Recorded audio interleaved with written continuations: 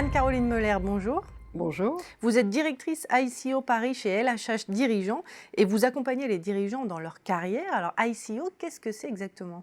Alors ICO, c'est justement le programme d'accompagnement premium pour les dirigeants tout au long de leur carrière, leur trajectoire professionnelle, de telle sorte à les aider à réussir et à penser cette stratégie de carrière dans un contexte où il y a beaucoup de nouveautés, il y a des enjeux nouveaux qui se présentent à eux. Alors justement, vous parlez de nouveaux enjeux, quels sont-ils? Alors, des enjeux multiples, je vais en citer juste quelques-uns. Ces enjeux impactent au quotidien le dirigeant dans l'exercice de ses fonctions, dans sa prise de décision, dans l'exécution, ne serait-ce sa vision stratégique de l'entreprise. Un des facteurs ou un des enjeux, c'est la prise en compte du digital ou du numérique. Comment ceci impacte notre communication. L'information est accessible plus facilement, plus rapidement.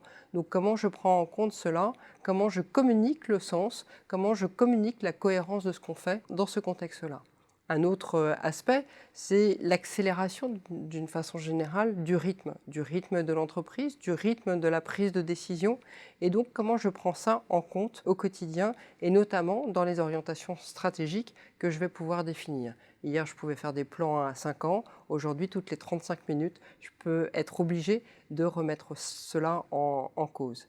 Et puis, dans un environnement changeant et complexe, comment je prends des décisions avec une prise de risque mesurée, tout en étant agile par rapport à mon environnement. Alors quelles sont les conséquences justement sur les carrières des dirigeants? Ça signifie développer des postures de leadership complètement différentes et peut-être différentes de celles qu'on a pu apprendre dans les grandes écoles ou dans les écoles d'ingénieurs également. En quoi, pourquoi finalement ces carrières sont différentes. Aujourd'hui, on assiste à des carrières qui sont plurielles, c'est-à-dire on peut s'autoriser après quelques années ou en tout cas plus facilement à changer de secteur d'activité, à changer de métier. On peut aussi considérer, passer 50 ans, même 58, 59, développer une expertise complètement nouvelle. On a accès plus facilement aux marchés globaux du recrutement. Donc ça veut dire développer des nouveaux réseaux. Ça veut dire aller démarrer une carrière internationale à un moment donné. Les carrières sont aussi plus fragmentées, ce qu'on évoquait tout à l'heure, ou plus longues dans le même temps. Donc tout ceci génère de nouvelles opportunités de carrière qu'il s'agit d'attraper et en même temps c'est une difficulté en tant que telle. Et alors comment travailler sa stratégie de carrière?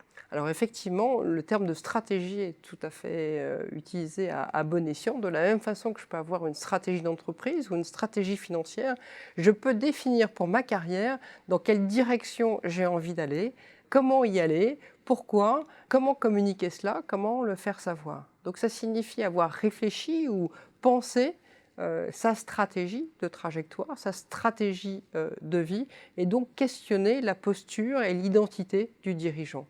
Qui ai-je envie d'être? Quel rôle? Pour quelle contribution? Quelle création de valeur? Et ça, comment je le fais savoir? Donc ça veut dire que je vais réfléchir et je vais communiquer cela à un réseau large qui va venir réassurer potentiellement les premières options. Merci beaucoup Anne-Caroline Meuler pour cette analyse. Avec plaisir.